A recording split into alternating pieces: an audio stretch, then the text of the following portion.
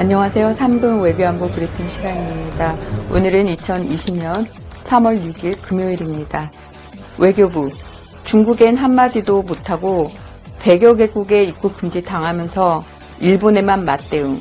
일본은 3월 9일부터 한국과 중국 입국자 격리 등 사실상 한국인을 입국 금지시켰습니다. 반면에 우리 외교부는 일본인 격리 조치로 맞대응을 하고 있습니다.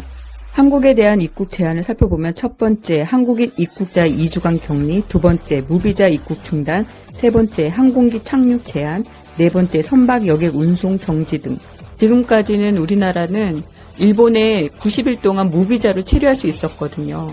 이제는 단 하루를 머물러도 비자가 필요한 거죠. 그리고 교통수단도 이용할 수 없으니 실제적으로는 일본에 들어오지 말아라는 뜻이죠. 문재인 정부가 애초부터 중국발 바이러스를 차단하지 못했기 때문에 이 지경까지 온 겁니다. 재계에서는 3위 교역국인 일본의 출장이 막히면 경제에 큰 충격을 받는다고 했고요. 특히 저비용 항공의 일본 노선 중단은 사업 접으란 얘기라는 말이 나오고 있습니다. 이뿐만이 아닙니다. 조만간 미국에서도 우리 한국인을 입국 제한시키는 게 아닌가 싶습니다. 미국 보건장관은 한국은 중국과 가깝다라고 했고, 뉴욕 주지사는 한국에서 유학 중인 미국 대학생을 귀국 조치 내렸습니다. 한편 3월 5일 목요일 저녁 8시 기준으로 국내 코로나 확진자는 6,088명, 사망자는 42명인 가운데 호주 등 세계 절반이 넘는 99개국이 한국인 입국을 제한시켰습니다. 북한의 김여정이 전응한 청와대라고 악담을 한 다음 날 김정은은 방역 협력하자라며 위로 친서를 보냈습니다. 병 주고 약 주는 격이죠.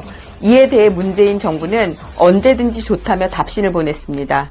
북한의 냉온탕 전략, 방사포 도발은 3월 2일 날 있었고요.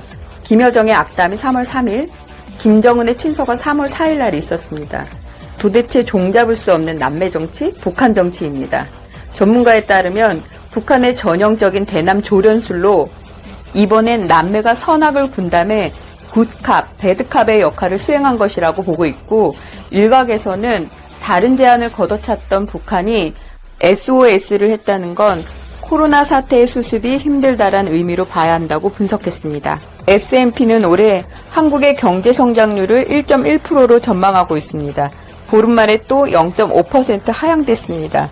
작년 12월 2.1%에서 올해 2월 1.6%대로 내려가더니 다시 3월에는 1.1%대로 하향된 것입니다. 3월 5일 목요일 어제 슌 로치 수석은 코로나 여파로 생산과 소비 타격이 불가피하다며 GDP도 최대 147조 원 감소할 전망이라고 보고 있습니다. 한국에선 재량적 소비, 즉 필수 소비가 아닌 의류 구매 및 여행 등을 가리키는데요. 이 GDP의 25%, 추후 가계 소비는 더욱 위축될 것으로 전망하고 있습니다. 문제는 정부의 2.4% 및 한국은행의 2.1%의 경제 성장률 전망치와 S&P를 비롯한 외국 기관과의 차이가 있다는 점입니다. 한국 경제 성장률 전망은 기재부가 2.4%, 한국은행이 2.1%, 무디스가 1.9%, S&P가 1.1%, 노무라가 0.5%로 최악의 상태를 발표했습니다. 이것으로 3분 외교안보 브리핑을 마치겠습니다. 감사합니다.